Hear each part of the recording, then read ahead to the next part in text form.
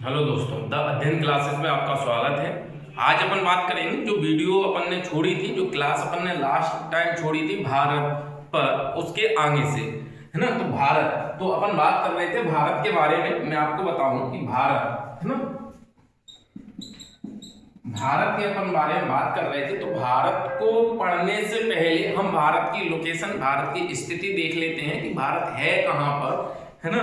तो इसके बारे में आपको मैं थोड़ा सा बता रहा हूं। आप ये समझना कि ये आपकी पृथ्वी है, ये आपकी पृथ्वी है, और आज से लाखों करोड़ों साल पहले इस पर है ना, इसका अध्ययन शुरू किया गया। जब इसका अध्ययन शुरू किया गया तो इस पर है ना काल्पनिक रेखाएं खींची गई। अध्ययन क्यों? क्योंकि बेटा गोल, जो कोई गोल वस्तु होती है उसका गोल का कोई छोर नहीं होता है। मैं आपसे बताऊं कि इसका छोर कहां पर है गोल का, तो गोल का कोई छोर होगा क्या बेटा? नहीं होगा। तो इसका छोर नहीं है तो इसका अध्ययन कहां से शुरू किया जाए? इसीलिए वैज्ञानिकों ने है ना, भूवैज्ञानिकों ने इसके ऊपर बीचों बीच एक काल्पनिक रेखा, जिसे बोलते हैं इमेजिन रेखा, काल्पनिक रेखा बीचों बीच खींच दी, है ना। काल्पनिक रेखा है, और जब ये काल्पनिक रेखा है बेटा तो इसका नाम, अपन भारतीयों में एक बड़ी खासियत है कि जब भी हम कुछ सीखते हैं तो सीखने वाले से, सिखाने वाले से हम ये बोलते हैं सर हमें जीरो से सिखाना, क्योंकि हमें आता नहीं है ना, बिल्कुल आता नहीं है, हमारे बच्चे को आता नहीं है, हमारे बच्चे को बिल्कुल जीरो से सिखाना, है ना। तो भूगोल वेताओं ने भी जो लाइन, काल्पनिक लाइन डाली है, इसको भी उन्होंने एक 0 डिग्री ही नाम दिया। क्या नाम दिया बेटा? 0 डिग्री। इसका नाम उन्होंने 0 डिग्री रख दी। हम सब लोगों ने पढ़ा है बचपन में कि पृथ्वी के कुछ पर्यायवाची नाम हमने, पृथ्वी के नाम पढ़े हैं, जैसे भू, धरा, वसुंधरा, ये आपने नाम पढ़े होंगे पृथ्वी के, है ना। तो इस पृथ्वी का एक नाम है भू। क्या नाम है इसका? नाम है भू, है ना। भू नाम है पृथ्वी का, लेकिन भू के मध्य में है बेटा जी। किसके मध्य में है? भू के मध्य में है, इसीलिए इस रेखा को भूमध्य रेखा भी बोला जाता है। क्या बोला जाता है? भूमध्य रेखा। इस रेखा को भूमध्य रेखा भी बोला जाता है। तो इसके बेटा इस लाइन के दो नाम हो गए, एक तो 0 डिग्री और दूसरा भूमध्य रेखा। लेकिन इसका एक नाम और भी है जिसे बोला जाता है विषुवत रेखा। क्या बोला जाता है बेटा? विषुवत रेखा। तो इसके हिंदी में अपन 3 नाम पढ़ते हैं, अपन को 3 नाम देखने को मिलते हैं। अगर कहीं 0 डिग्री लिखा मिले तो भूमध्य रेखा की बात हो रही है, जब भूमध्य रेखा लिखा मिले तो इसी रेखा की बात हो रही है, जब विषुवत रेखा मिले तो भी इसी रेखा की बात हो रही है। लेकिन बेटा इंग्लिश में इसके लिए नाम यूज होता है इक्वेटर, है ना। क्या नाम यूज होता है? इक्वेटर। तो बेटा इस रेखा ने अभी तक गोल का कोई छोर नहीं था, लेकिन इस रेखा ने 2 छोर बना दिए। पृथ्वी कैसी है बेटा? पृथ्वी कैसी है? गोल है। कैसी है?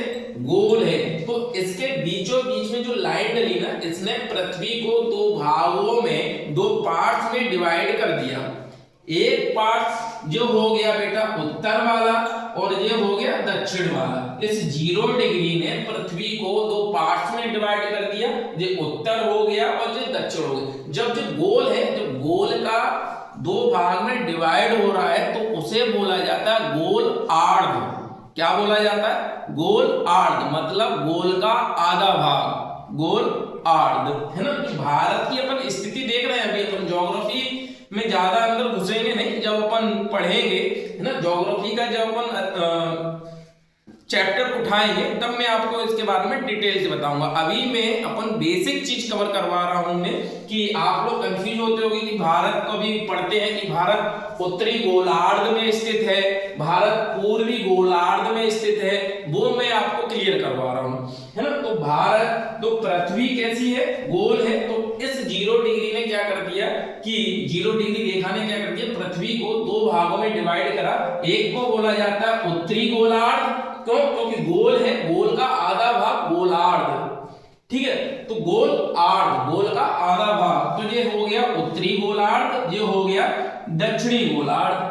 तो अक्षांश इस 0 डिग्री को बेटा ये आपकी जो पृथ्वी है ना, इस पृथ्वी पर ये 0 डिग्री है, इसके अलावा एक और भी रेखाएं हैं, इसके अलावा और भी रेखाएं हैं, इसके अलावा और भी रेखाएं हैं, लेकिन इन रेखाओं के नाम अलग अलग हैं। जैसे ये क्या है बेटा, एक ग्रुप है, एक ग्रुप है। इन रेखाओं को अपन बोलते हैं अक्षांश रेखाएं। क्या बोलते हैं? अक्षांश रेखा, अक्षांश रेखा। लेकिन इन अक्षांश रेखाओं का प्रत्येक रेखा का अलग अलग नाम होगा। जैसे 1 डिग्री, 2 डिग्री, 0 डिग्री और 23.5 डिग्री कर्क रेखा, 23.5 डिग्री मकर रेखा, ये अभी मैं आपको बताऊंगा, है ना। विषुवत रेखा और ये सब विषुवत रेखा 0 डिग्री वाली, ये सब मैं बताऊंगा बेटा। तो जैसे आप ऐसे समझ सकते हो कि 10-12 लड़कियों का समूह है, तो वो सारी क्या है, लड़कियां हैं, लेकिन उन लड़कियों का प्रत्येक का नाम अलग अलग है। जब मैं कहता हूं क्लास में कि लड़कियां खड़ी हो जाओ, तो लड़कियां खड़ी हो जाओ तो मतलब कोई एक लड़की खड़ी नहीं होगी, सारी लड़कियां खड़ी हो जाएंगी। जब मैं बोलता हूं कि साक्षी खड़ी हो जाओ, है ना, जब मैं बोलता हूं स्नेहा खड़ी हो जाओ, तो पर्सनल वो एक लड़की खड़ी होगी जिसका मैंने नाम लिया है। तो आप ऐसे समझना कि जो भी रेखाएं हैं हमें दिखाई दे रही हैं, वो एक समूह है। उस रेखाओं के समूह को बोला जाता है अक्षांश। अक्षांशों का समूह है, ठीक है, अक्षांश रेखाएं हैं। तो बेटा पेपर में ये आएगा कि अक्षांश की दृष्टि से भारत किस गोलार्ध में स्थित है। तो अभी मैं आपको बता रहा हूं अक्षांश की दृष्टि से भारत किस गोलार्ध में स्थित है, अभी बता रहा हूं, ठीक है। तो इसके लिए अपन देखते हैं कि यहां पर और भी अक्षांश रेखाएं हैं। अक्षांश रेखाएं जैसे एक ये रेखा है, एक ये रेखा है और एक ये रेखा है, इसके नीचे एक रेखा है, इसके नीचे एक रेखा है। तो बेटा जो 0 डिग्री से ऊपर है वो आपके उत्तरी अक्षांश कहलाते हैं। जो 0 डिग्री से ऊपर है वो उत्तरी अक्षांश कहलाते हैं, और जो 0 डिग्री से नीचे है वो दक्षिणी अक्षांश कहलाते हैं। और बेटा जो 0 डिग्री से ऊपर वाला भाग है उसे अपन उत्तरी गोलार्ध बोलते हैं, और जो 0 डिग्री से नीचे है उसे अपन दक्षिणी गोलार्ध बोलते हैं। जब भारत की अपन स्थिति देखते हैं तो भारत, हम सब लोगों ने पढ़ा है कि भारत के मध्य से कर्क रेखा गुजरती है। भारत के 8 स्टेटों से कर्क रेखा गुजरती है, जिसमें से हमारा एक मध्य प्रदेश भी है, और मध्य प्रदेश के 14 जिलों से होकर गुजरती है, ठीक है ना। तो यहाँ पर आपको ध्यान रखना है कि जो 23.5 डिग्री रेखा है, 23.5 डिग्री, अब लेकिन बेटा ये 23.5 डिग्री है कहां पर, क्योंकि देखो 0 डिग्री से ये ऐसे चलता है, जो 0 डिग्री है इसके बाद ये 1 डिग्री होगा, जो 2 डिग्री होगा, जो 3 डिग्री होगा, ऐसे ऊपर चलते चले जाते हैं। कहां तक जाएंगे सर, ये जाएंगे 90 डिग्री तक। कहां तक? 90 डिग्री तक। और सेम ऐसे ही 1 डिग्री यहाँ होगा, 2 डिग्री होगा, 3 डिग्री होगा, और ये यहाँ कहां तक आएगा बेटा, ये आएगा 90 डिग्री तक, ये आएगा आपके 90 डिग्री तक, ठीक है ना। तो आपको ध्यान रखना। अब जैसे अपन बोलते हैं 23.5 डिग्री अक्षांश बोलते तो कंफ्यूज होगा कि 23.5 डिग्री अक्षांश कौन सा बोला जा रहा है, उत्तरी बोला जा रहा है कि दक्षिणी बोला जा रहा है, क्योंकि 23.5 यहाँ भी होगा, 23.5 यहाँ भी होगा। इसीलिए आपको ध्यान रखना है कि 23.5 डिग्री उत्तरी अक्षांश है। कौन सा अक्षांश है? उत्तरी अक्षांश है, 23.5 डिग्री उत्तरी अक्षांश। अब मैंने क्या बोला था कि जो सारी रेखाएं अक्षांश कहलाती हैं, लेकिन इन रेखाओं के प्रत्येक के नाम अलग अलग हैं। तो बेटा इस 23.5 डिग्री उत्तरी अक्षांश का नाम क्या रख दिया गया है, तो आप लोग ध्यान रखना बेटा, इसका नाम है ना, इसका नाम। और बेटा रियल में पृथ्वी पर ऐसी कोई रेखा नहीं है, जो सारी रेखाएं हमारी काल्पनिक रेखाएं, इमेजिन रेखाएं हैं, है ना, काल्पनिक रेखाएं, इमेजिन रेखाएं। तो इसका नाम रखा गया है कर्क रेखा। क्या रखा गया? कर्क रेखा। और हमने पढ़ा है कई सारे, है ना, बुकों में पढ़ा है कि कर्क रेखा भारत के मध्य से होकर गुजरती है, और भारत के मध्य में हमारा मध्य प्रदेश है, इसीलिए मध्य प्रदेश को हृदय प्रदेश कहा जाता है, हृदय प्रदेश कहा जाता है। जब हम देखते हैं भारत के मध्य से, तो बेटा यहां यहां से आपका मध्य प्रदेश भारत चालू हो जाता है, मध्य से गुजर रहा है। तो देखो यहां पर जब कर्क रेखा मध्य से गुजर रही है, लेकिन कर्क रेखा मध्य से गुजर रही है तो किस गोलार्ध में आ गया? उत्तरी गोलार्ध में आ गया। क्यों? क्योंकि वहां पर आपके सामने साफ साफ लिखा है कि कर्क रेखा भारत के मध्य से होकर गुजरती है, और हमें जो मालूम है कि कर्क रेखा किसका नाम है? कर्क रेखा 23.5 डिग्री उत्तरी अक्षांश का नाम है। जब 23.5 डिग्री उत्तरी अक्षांश का नाम है तो मध्य से होकर गुजरेगी। ठीक है, तो ये हो गया आपका कि अगर कभी क्वेश्चन आता है कि अक्षांश की दृष्टि से भारत किस गोलार्ध में स्थित है, तो आप बोलना अक्षांश की दृष्टि से भारत उत्तरी गोलार्ध में स्थित है, उत्तरी गोलार्ध में स्थित। अच्छा, कई सारे एग्जाम में क्वेश्चन आता है कि पृथ्वी पर टोटल कितने अक्षांश पाए जाते हैं। आप लोग मुझे बताओ कि कितने अक्षांश पाए जाते हैं, कमेंट में बताना कितने अक्षांश पाए जाते हैं, क्योंकि यहाँ पर काउंट करने में गलत हो जाते हैं। मैं ही बता देता हूँ कि 90 जे हैं और 90 जे हैं, तो 90 कितने हो गए? 90 हो गए 80, है ना? तो जो हो गए 180। लेकिन बेटा 180 अक्षांश रेखाएं नहीं है बेटा, हम इसको भी तो गिनेंगे, जीरो को भी तो गिनेंगे, तो इसलिए एक जीरो हो गई। तो आप हमेशा ध्यान रखना पृथ्वी पर 181 अक्षांश पाए जाते हैं। अगर कभी क्वेश्चन आ जाए कि पृथ्वी पर टोटल अक्षांशों की संख्या कितनी है, तो आपको 181 आंसर लगाना है। लेकिन बेटा यहाँ पर जब मैं ज्योग्राफी पढ़ाऊंगा तो यहाँ पर एक कंफ्यूजन वाली बात भी आती है।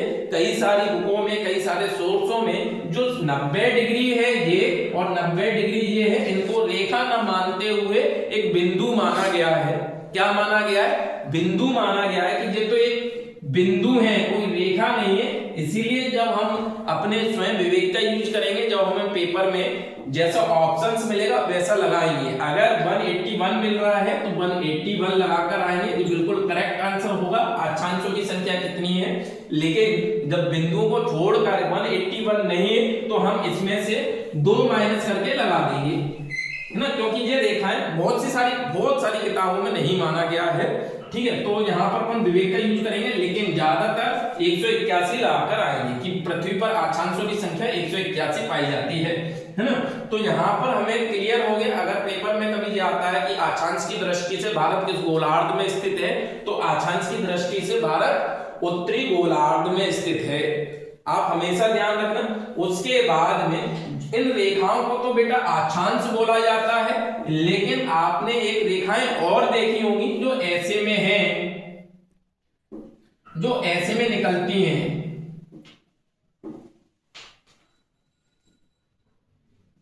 ऐसे में निकलती है, तो इस पर पृथ्वी पर कुछ अमेजिंग रेखा, काल्पनिक रेखा ऐसी भी खींची गई है, ऐसे में भी है। तो इस रेखा ने भी पृथ्वी को 2 भागों में डिवाइड कर दिया है बेटा। कौन कौन से 2 भाग?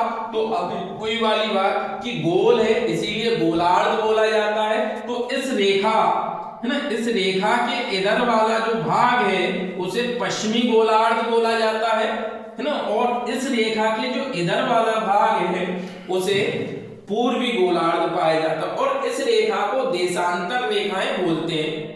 कौन सी रेखाएं बोलते हैं? देशांतर रेखाएं। इनका भी समूह है बेटा, इनके भी नाम है, जो आगे ज्योग्राफी जब आपको पढ़ाई जाएगी उसमें बताऊंगा। यहाँ पर आप इतना समझो, अभी मैं केवल भारत की लोकेशन बता रहा हूँ कि भारत कहाँ पर है। आप कई जगह पर पढ़े जाते हो कि भारत, है ना, भारत उत्तर पूर्वी गोलार्ध में स्थित है, उत्तर पूर्वी गोलार्ध में स्थित है। तो हम कंफ्यूज होते हैं कि भैया उत्तर पूर्वी गोलार्ध कैसे? तो मैंने यहाँ पर आपको बता दिया कि जो 0 डिग्री के ऊपर वाला उत्तरी गोलार्ध है और 0 डिग्री के नीचे दक्षिणी गोलार्ध है। ठीक है, तो भारत के मध्य से कर्क रेखा गुजरती है।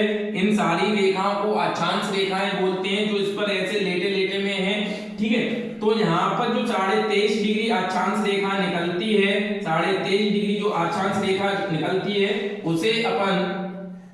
उसे अपन कर्क रेखा बोलते हैं। और कर्क रेखा भारत के बिल्कुल मध्य से होकर गुजरती है। अच्छा, आप लोग कमेंट में ये बताना कि कर्क रेखा विश्व के कितनी कंट्रियों से होकर गुजरती है और कितने महाद्वीपों से होकर गुजरती है। बेटा मैं आपको बता दूं कि कर्क रेखा विश्व के 3 महाद्वीपों से होकर गुजरती है। अब कंट्री आप बताना मुझे कमेंट में कि विश्व की कितनी कंट्रियों से होकर गुजरती है। ठीक है, यहां पर और एक ऐसा कॉन्टिनेंट भी मुझे बताना जो इंपॉर्टेंट है कि जिससे तीनों रेखाएं गुजरती हैं। कौन सी रेखा? 23.5 डिग्री उत्तरी अक्षांश और 23.5 डिग्री दक्षिणी अक्षांश और 0 डिग्री। तीनों रेखा वर्ल्ड के एक ही कॉन्टिनेंट से तीनों रेखाएं गुजरती हैं। आप लोग मुझे बताना है ना। तो यहां पर ध्यान रखना कि 0 डिग्री ऊपर जो उत्तरी गोलार्ध है, जो नीचे दक्षिणी गोलार्ध है, तो हमें अक्षांश की दृष्टि से तो मालूम पड़ेगा कि भारत उत्तरी गोलार्ध में। अब जब देशांतर की बात आ रही है तो देशांतर की बात हम यहाँ पर समझ लेते हैं कि जो 0 डिग्री यहां से एक रेखा और गुजरी है, उस रेखा ने पृथ्वी को 2 गोलार्धों में डिवाइड किया है। कौन कौन से गोलार्ध हैं? तो इसे बोला जाता है, बेटा आपको इतना तो मालूम होगा कि ऊपर नॉर्थ रहता है, नीचे दक्षिण है, इधर पश्चिम है और ये पूरब है, ये पूरब है। तो बेटा यहाँ पर क्या है, इस वाली रेखा ने इसे पृथ्वी को जो पश्चिमी गोलार्ध और जो पूर्वी गोलार्ध में बांट दिया है। तो यहाँ पर भारत की स्थिति हमें मालूम पड़ गई कि भारत की स्थिति कहाँ पर है। भारत की स्थिति है अक्षांश की दृष्टि से उत्तरी गोलार्ध में है और देशांतर की दृष्टि से पूर्वी गोलार्ध में है। और इतना भी मालूम पड़ गया कि कितने अक्षांश है, 181 अक्षांश है। हमें यह भी मालूम पड़ गया कि 0 डिग्री ने पृथ्वी के कौन कौन से गोलार्धों में डिवाइड किया है। तो 0 डिग्री ने पृथ्वी को उत्तरी गोलार्ध और दक्षिणी गोलार्ध में डिवाइड किया है। ठीक है, और जो देशांतर है, मध्य देशांतर है, इस देशांतर रेखा ने पृथ्वी को 2 भागों में डिवाइड किया है, पश्चिमी गोलार्ध और पूर्वी गोलार्ध। ठीक है, इतना आप ध्यान रखना। इसके बाद आगे और बताता हूं। जब बात आती है कि भारत का विस्तार बताइए, भारत का विस्तार, विस्तार मतलब कहां से कहां शुरू होता है। तो यहां पर जब मैंने अभी यहां पर बताया कि जैसे 0 डिग्री से अपन ऊपर जाते जाते तो 1 डिग्री होगा, 2 डिग्री होगा, 3 डिग्री होगा। तो ऐसी जब अपन बात करते हैं तो भारत की जो मुख्य भूमि है, भारत की मुख्य भूमि, उसका विस्तार, मुख्य भूमि का विस्तार बोल रहा हूं, भूमि का जो विस्तार है वो 8 डिग्री, यहां से बेटा 8 डिग्री निकली है ना, टच करते हुए कन्याकुमारी से 8 डिग्री 4 मिनट ना, 8 डिग्री 4 मिनट भारत की जो शुरुआत है यहां से हो रही। तो भारत का विस्तार अपन बोलते हैं कि भारत का विस्तार 8 डिग्री 4 मिनट से है ना कहां तक है। तो आप ध्यान रखना 37 डिग्री 6 मिनट तक। आक्षांशी दृष्टि से जब विस्तार पूछा जाता है कि भारत का आक्षांशी दृष्टि से विस्तार बताइए, तो आपको क्या बताना है, 8 डिग्री 4 मिनट से 37 डिग्री 6 मिनट उत्तरी अक्षांश, उत्तरी अक्षांश। ये क्या है, ये भारत का आक्षांशी विस्तार है। अब बच्चे, बहुत सारे बच्चे कंफ्यूज होते हैं। क्या कंफ्यूज होते हैं यहां पर कि सर 8 डिग्री 4 मिनट उत्तरी अक्षांश से 37 डिग्री 6 मिनट उत्तरी अक्षांश तक विस्तार कैसे। भारत तो ऐसे में है ना, तो भारत का ये भाग दक्षिण भाग है और ये नॉर्थ उत्तर भाग है, ये उत्तर है, ये दक्षिण है। तो यहां से जो अक्षांश शुरू होना चाहिए था वो 8 डिग्री 4 मिनट दक्षिणी अक्षांश बोलना था, दक्षिणी अक्षांश बोलना था, और यहाँ पर उत्तरी अक्षांश बोलना था। तो ऐसे लिखना था यहाँ पर कि भारत का विस्तार 8 डिग्री 4 मिनट दक्षिणी अक्षांश से 37 डिग्री है ना 6 मिनट उत्तरी अक्षांश। क्यों? क्योंकि ये दक्षिण है और ये उत्तर है, तो ये दक्षिणी अक्षांश से उत्तरी अक्षांश होना चाहिए, बोलना चाहिए कि 8 डिग्री 4 मिनट दक्षिणी अक्षांश से 37 डिग्री 6 मिनट उत्तरी अक्षांश भारत इतना विस्तारित है। ठीक है, लेकिन बेटा यहाँ पर कंफ्यूज होने के लिए कोई बात ही नहीं है कंफ्यूज होने वाली। क्यों? क्योंकि मैंने यहाँ पर बताया ना कि जो 0 डिग्री के ऊपर वाला जो भाग है उसे उत्तरी गोलार्ध बोलते हैं और 0 डिग्री के नीचे नीचे वाला जो भाग है उसे दक्षिणी गोलार्ध बोलते हैं। तो 0 डिग्री से ऊपर जितने भी अक्षांश है वो उत्तरी अक्षांश है। अगर भारत का विस्तार बेटा ऐसे होता ऐसे में, तो यहाँ पर ये अपन दक्षिणी अक्षांश बोलते। क्यों बोलते? क्योंकि अगर 0 डिग्री क्रॉस करके नीचे आ जाता तो अपन क्या बोलते? इसे दक्षिणी अक्षांश बोलते। लेकिन जो 0 डिग्री को क्रॉस करके नीचे तो आया नहीं है, कहां रह गया? ऊपरी, है ना। तो इसीलिए दक्षिण ना बोलते हुए उत्तर ही बोलते हैं कि भारत का अक्षांशीय दृष्टि से विस्तार 8 डिग्री 4 मिनट उत्तरी अक्षांश से 37 डिग्री 6 मिनट उत्तरी अक्षांश तक है। अक्षांशीय विस्तार, ये किसका विस्तार बताया बेटा मैंने? जो बताया है मुख्य भूमि का, भारत की मुख्य भूमि का। लेकिन आपको मालूम होगा कि भारत का जो सबसे दक्षिणी जो पॉइंट है, भारत का जो सबसे दक्षिणी पॉइंट है वो आपका इंदिरा पॉइंट है। कौन सा है? इंदिरा पॉइंट। और इंदिरा पॉइंट कहां पर है? इंदिरा पॉइंट कहां पर है? अंडमान निकोबार द्वीप समूह में है। कहां पर है? अंडमान निकोबार द्वीप समूह में है। ठीक है ना। तो यहां पर जब बात आती है कि भारत का सबसे दक्षिणी बिंदु कौन सा है, भारत का सबसे दक्षिणी बिंदु कौन सा है ना, इधर भारत का सबसे दक्षिणी, अगर सबसे मुख्य भूमि का दक्षिणी बिंदु पूछे तो कन्याकुमारी है कि भारत का सबसे दक्षिणी बिंदु कौन सा है, तो आपको ध्यान रखना है कन्याकुमारी है मुख्य भूमि का। लेकिन अगर आपसे पूछे कि भारत का सबसे दक्षिणी बिंदु कौन सा, मुख्य भूमि नहीं, तो आपको क्या लगाना है? आपको लगाना है अंडमान निकोबार में जो स्थित है उसका नाम है इंदिरा पॉइंट। और इंदिरा पॉइंट किस अक्षांश पर है? तो आप लोग ध्यान रखना, इंदिरा पॉइंट बेटा 6 डिग्री 43 मिनट उत्तरी अक्षांश पर है, उत्तरी अक्षांश पर है। ठीक है। तो जब मुख्य भूमि का विस्तार पूछा जाता है कि भारत की मुख्य भूमि का विस्तार बताइए, तो अपन अक्षांशीय दृष्टि से पूछा जाता है तो अपन बोलते हैं भारत की भूमि का जो विस्तार है वो 8 डिग्री 4 मिनट उत्तरी अक्षांश से 37 डिग्री 6 मिनट उत्तरी अक्षांश तक है।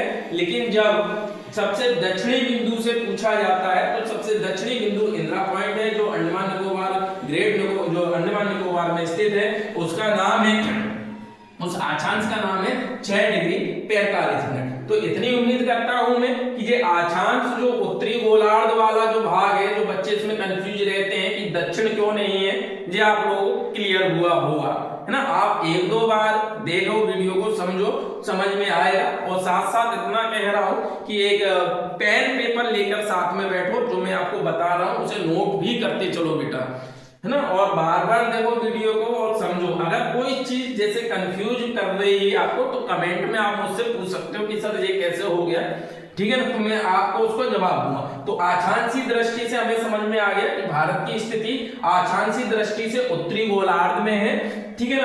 अक्षांशीय दृष्टि से भारत उत्तरी गोलार्ध में है, आपको ध्यान रखना है। और आपको मैं बता दूं कि अभी मैंने आपसे पूछा था कि कौन सा कॉन्टिनेंट है जिससे तीनों रेखाएं गुजरती हैं, तो एकमात्र कॉन्टिनेंट है अफ्रीका महाद्वीप, जिससे तीनों रेखाएं होकर गुजरती हैं। तीनों रेखाएं कौन कौन सी? जो 23.5 डिग्री उत्तर वाली जिसे आप कर्क रेखा के नाम से जानते हो, और 23.5 डिग्री दक्षिणी अक्षांश जिसे आप मकर रेखा के नाम से जानते हो। जो तीनों की तीनों रेखाएं है ना, तीनों की तीनों रेखाएं आपके अफ्रीका महाद्वीप से होकर गुजरती हैं, ध्यान रखना बेटा। इसके साथ मैं आपको थोड़ा सा मैप पर दिखाता हूं, है ना, मैप पर दिखाता हूं।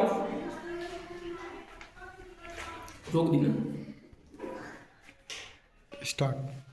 हाँ बेटा, मैंने आपको क्या बताया कि अभी मैं आपको मैप पर दिखाऊंगा। तो बेटा मैप पर आप देखना कि जो 3 रेखाएं हैं, थोड़ा सा समझने की बात कर समझना। ये आपकी बेटा अगर थोड़ा सा अपना जो आपके पास एटलस है वो भी खोल लेना, क्योंकि मेरे को उम्मीद नहीं है कि ये क्लियर आपको दिखाई दे रहा होगा, ठीक है ना। फिर भी मैं कोशिश कर रहा हूँ समझाने की, यहाँ पर समझना थोड़ा सा। जो आपके पास एटलस है उसे खोल लेना, जो आपके पास मैप है उसके पास पहुंच जाना और देखना कि यहाँ पर देखना एक 0 रेखा है, जो 0 डिग्री है, यहाँ पर आपको लिखा है भूमध्य रेखा, कौन सी रेखा लिखा है बेटा? भूमध्य रेखा। जब आप देखते हो भूमध्य रेखा को पकड़कर आप चलते हो, यहां से जो निकल रही है बेटा भूमध्य रेखा, है ना, भूमध्य रेखा को पकड़कर चलते हो तो ये भूमध्य रेखा 0 डिग्री ये आपकी जा रही है, ये जा रही है भूमध्य रेखा। तो बेटा देखो भारत की स्थिति, भारत भूमध्य रेखा से ऊपर ही रह गया है। ये पूरा भारत है, ये पूरा भारत है। भारत कहाँ रह गया? भूमध्य रेखा से ऊपर ही रह गया। तो बेटा जब भारत भूमध्य रेखा से ऊपर रह गया तो मैंने अभी आपको बताया कि भूमध्य रेखा पूरी पृथ्वी को 2 भागों में डिवाइड करती है, उत्तरी गोलार्ध और दक्षिणी गोलार्ध। तो बेटा अक्षांश, और ये सारी कौन सी रेखाएं? अक्षांश रेखाएं। तो अक्षांश की दृष्टि से भारत कहाँ रह गया है? भारत उत्तरी गोलार्ध में ही रह गया है। इसीलिए भारत का जो अक्षांशी विस्तार है बेटा, अक्षांशी जो विस्तार है यहाँ से कन्याकुमारी से बोला जाता है, कन्याकुमारी से कि 8 डिग्री 4 मिनट उत्तरी अक्षांश से 37 डिग्री 6 मिनट उत्तरी अक्षांश तक है। लेकिन बेटा जब हम समुद्री रेखा की बात करते हैं, सबसे दक्षिणी छोर की बात करते हैं, तो आप देखना यहाँ पर ये आपका है ना, दूसरे मैप पर दिखा रहा हूं, ये आपका अंडमान निकोबार द्वीप बना है, अंडमान निकोबार द्वीप बना है। और इस अंडमान निकोबार में बेटा ये यहाँ पर आप थोड़ा ध्यान से देखना, अंडमान निकोबार में ये यहाँ पर इंदिरा पॉइंट बना हुआ है। क्या बना है? इंदिरा पॉइंट। यहाँ पर देखना बेटा कि इंदिरा पॉइंट बना हुआ है। और अंडमान निकोबार आपको मालूम है भारत का एक केंद्र शासित प्रदेश है। तो भारत का सबसे दक्षिणी बिंदु कौन सा हो गया? अंडमान निकोबार। और अंडमान निकोबार से जो अक्षांश निकला है ना, अंडमान निकोबार से जो अक्षांश निकला वो आप अक्षांश श्रीलंका से भी देख सकते हो, श्रीलंका से भी निकला है, ठीक है। उसका नाम है बेटा, उस अक्षांश का नाम है 6 डिग्री, है ना, 6 डिग्री 4 मिनट। कौन सा? 6 डिग्री 4 मिनट। बेटा यहाँ पर देखना 6 डिग्री जेरा नीचे, 6 डिग्री जेरा, लेकिन 6 डिग्री से ऊपर है। 6 डिग्री से कितना ऊपर है? 6 डिग्री से ऊपर है। 4 गलत बोल गया बेटा, सॉरी, 4 नहीं 45 मिनट। 6 डिग्री 45 मिनट कितना है? 6 डिग्री 6 डिग्री 45 मिनट, यहां पर समझना है ना। तो 6 डिग्री 45 मिनट। तो यहां पर आप देखना भारत की मुख्य भूमि का जो अक्षांशी विस्तार है वो ये रहा आपका कन्याकुमारी। यहां पर आपको दिखाई देगा कि 8 डिग्री, है ना, ये दिखाई दे रहा है 8 डिग्री। तो 8 डिग्री से 8 डिग्री बेटा कहां रह गया? 8 डिग्री जो नीचे रह गया, जो कन्याकुमारी लिखा है उसके नीचे रह गया 8 डिग्री ना। थोड़ा सा क्लोज लाकर दिखा सकते हो तो थोड़ा सा दिखाओ कि 8 डिग्री कहां रह गया बेटा? 8 डिग्री दे रहा आपका 8 डिग्री, और 8 डिग्री कहां रह गया? कन्याकुमारी के जस्ट नीचे रह गया। तो ऊपर 4 मिनट और है, इसीलिए इसे बोला जाता है 8 डिग्री 4 मिनट। यहाँ पर 4 मिनट और है, ठीक है। 8 डिग्री 4 मिनट मुख्य भूमि का विस्तार है। और यहाँ पर आप देखो ये आपका है इंदिरा पॉइंट। इंदिरा पॉइंट यहाँ पर कितना है? जेरा आपका 6 डिग्री, और 6 डिग्री जेरा आपका 6 डिग्री जेरा, तो 45 मिनट इसके ऊपर है, तो इसीलिए 6 डिग्री 45 मिनट बोलते हैं, इसे 8 डिग्री 4 मिनट बोलते हैं। ये आपको उम्मीद करता हूँ क्लियर समझ में आया होगा। उसके बाद अक्षांश और बताए थे, कौन कौन से अक्षांश बताए थे? 23.5 डिग्री उत्तरी अक्षांश, जिसे मैंने आपको नाम बताया था कर्क रेखा, है ना। तो 23.5 डिग्री जो उत्तरी अक्षांश है बेटा वो कर्क रेखा, ये आपका लिखा हुआ है कर्क रेखा, है ना। देखना थोड़ा सा जूम करके देखना, कर्क रेखा आपके पास ये लिखा हुआ है। और कर्क रेखा देखो, एक रेखा ये है कर्क रेखा, ये लिखा हुआ है 23.5 डिग्री कर्क रेखा, और ये लिखा है 0 डिग्री भूमध्य रेखा, ठीक है। और यहाँ पर लिखा है 23.5 डिग्री मकर रेखा। तो बेटा यहाँ से पकड़कर चलना, ये कर्क रेखा जा रही है आपकी, और ये भारत के बिल्कुल मध्य से होकर गुजर रही है। कहाँ से? भारत के मध्य से होकर, ये निकल गई भारत के मध्य से होकर, ठीक है। इसके बाद दूसरी रेखा है भूमध्य रेखा, ये जा रही है आपकी भूमध्य रेखा, ठीक है, भारत से बहुत दूर रह गई भूमध्य रेखा। उसके बाद ये आपकी जा रही है मकर रेखा, ठीक है। जो तीनों रेखाएं हैं बेटा, तो यहाँ पर आपको क्लियर दिखाई दे रहा है कि विश्व में एक कॉन्टिनेंट है दक्षिण अफ्रीका। कौन सा? Africa continent. इस अफ्रीका कॉन्टिनेंट से बेटा तीनों रेखाएं गुजर रही हैं। देखो, एशिया कॉन्टिनेंट से एक गुजर रही है ना, और इससे ऑस्ट्रेलिया से एक गुजर रही है ना, दक्षिण अमेरिका से 2 गुजर रही हैं। तो कभी क्वेश्चन ये आता है कि तीनों कर्क रेखा, भूमध्य रेखा और मकर रेखा, तीनों रेखाएं कौन से कॉन्टिनेंट से होकर गुजरती हैं? तो आप लोगों को ध्यान रखना है, तीनों रेखाएं एक अफ्रीका नामक कॉन्टिनेंट है, वहां से होकर गुजरती हैं तीनों रेखाएं। ठीक है, तो भारत की केवल बेटा ज्योग्राफी नहीं, भारत की लोकेशन बता रहा था और अंदर अपन चले ही गए, है ना। देखो थोड़ा सा और देखना। अब यहाँ पर जब मैंने एक चीज आपसे क्वेश्चन पूछा था कि कर्क जो 23.5 डिग्री कर्क रेखा है वो कितने महाद्वीपों से होकर गुजरती है? तो देखो कर्क रेखा है 23.5 डिग्री, कितने महाद्वीपों से होकर गुजर रही है? तो बेटा ये एशिया महाद्वीप हो गया, ये अफ्रीका महाद्वीप हो गया, ये आपका उत्तरी अमेरिका महाद्वीप हो गया। तो आपके सामने आंसर मिल गया कि कर्क रेखा 3 महाद्वीपों से होकर गुजरती है। कौन कौन से 3 महाद्वीप है? एशिया महाद्वीप है, ये आपका अफ्रीका महाद्वीप है, ये आपका नॉर्थ अमेरिका है ना, उत्तरी अमेरिका महाद्वीप है ना, मैक्सिको है ना। यहाँ पर आप लोग ध्यान दे सकते हो। तो 3 महाद्वीप आपके हो गए। लेकिन बेटा क्वेश्चन कमेंट में आपको ये बताना है कि कितने देशों से होकर कर्क रेखा गुजरती है। जरूर कमेंट करना कि कितने देशों से होकर गुजरती है। ठीक है, यहाँ पर उसके बाद में अपन अब देखते हैं देशांतर की दृष्टि से कि भारत देशांतर की दृष्टि से इसका विस्तार कितना है। भारत का देशांतर की दृष्टि से, तुम फिर से मैं अपने बोर्ड पर आता हूं, है ना, और देखना भारत का स्टार्ट। हाँ बेटा, तो अब मैं बता रहा हूँ देशांतरी विस्तार। अभी तक मैंने बताया आछांसी विस्तार, अब मैं बता रहा हूँ आपको देशांतरी विस्तार। तो देशांतरी विस्तार अपन समझते हैं। यहाँ पर देखना, जो पृथ्वी है, पृथ्वी के बीचों बीच से जो एक रेखा निकली है, बीचों बीच से एक रेखा निकली है, इसे अपन 0 डिग्री देशांतर बोलते हैं। 0 डिग्री देशांतर क्यों? क्योंकि जैसे यहाँ पर 0 डिग्री अक्षांश था, उसके ऊपर 1 2 3 4 करके अक्षांश थे, टोटल 90 तक थे, और नीचे भी 1 2 करके अक्षांश थे। ऐसे ही इस 0 डिग्री के इधर भी 1 2 3 करके देशांतर है, इधर भी 1 2 3 देशांतर है बेटा। तो इस 0 डिग्री देशांतर को प्रधान मध्याह्न रेखा के नाम से जाना जाता है। किस रेखा के नाम से जाना जाता है? प्रधान मध्याह्न रेखा के नाम से जाना जाता है। और 0 डिग्री ने क्या कर दिया है? 0 डिग्री देशांतर रेखा ने पृथ्वी को 2 भागों में डिवाइड करा है। कौन कौन से 2 भाग है? इसे पृथ्वी कैसी थी? गोल थी, तो इसे किस भागों में डिवाइड किया है? यहाँ पर आप देख सकते हो, ये है आपका पश्चिमी गोलार्ध, ये है आपका पश्चिमी गोलार्ध, ये है आपका पूर्वी गोलार्ध। तो भारत किस गोलार्ध में? देशांतर की दृष्टि से जब अपन देखते हैं तो भारत पूर्वी गोलार्ध में है। यहाँ पर अपन ने देखा था पूर्वी गोलार्ध में। अब इसका विस्तार कितना है पूर्वी गोलार्ध में? तो भारत का विस्तार अपन पढ़ते हैं कि 68 डिग्री 7 मिनट 7 मिनट से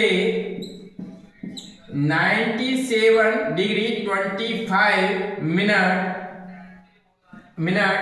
पूर्वी देशांतर में स्थित है। किसमें स्थित है? पूर्वी देशांतर में स्थित है।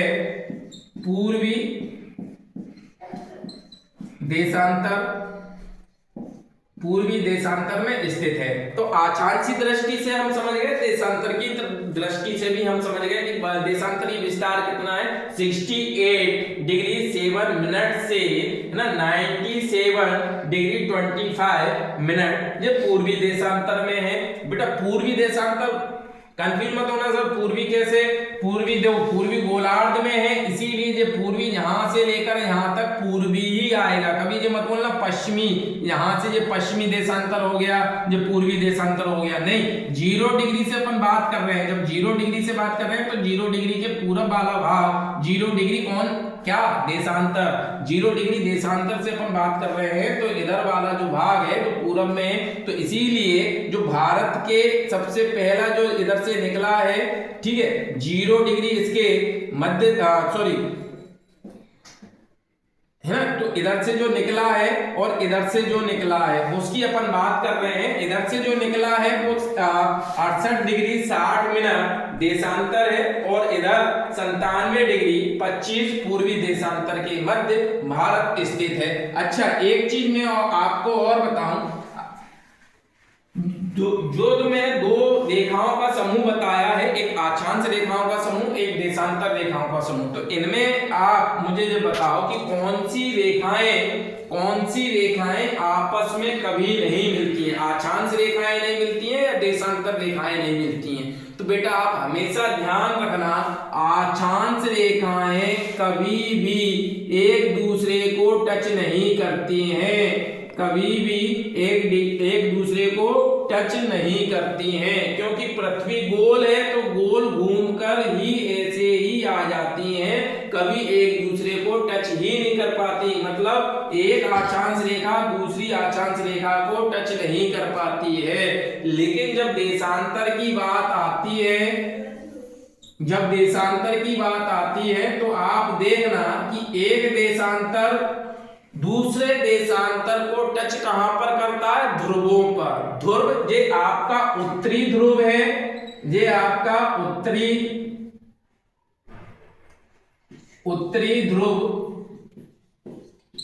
ध्रुव है, ये आपका दक्षिणी ध्रुव है। तो जो देशांतर रेखाएं हैं वो हमेशा एक दूसरे को टच करती हैं, कहां करती हैं, ध्रुवों पर। जैसे यहाँ पर आप देखना एक अक्षांश रेखा ये निकली है ना, और अक्षांश रेखा ये निकली, सॉरी देशांतर रेखाएं ये निकली और जो दूसरे देशांतर को ध्रुव पर टच कर गई। लेकिन आप ध्यान रखना कि दो देशांतर रेखाओं के बीच में सबसे ज्यादा गैप कहां पर होता है, तो सेंटर में है ना, सेंटर में आप ध्यान रखना,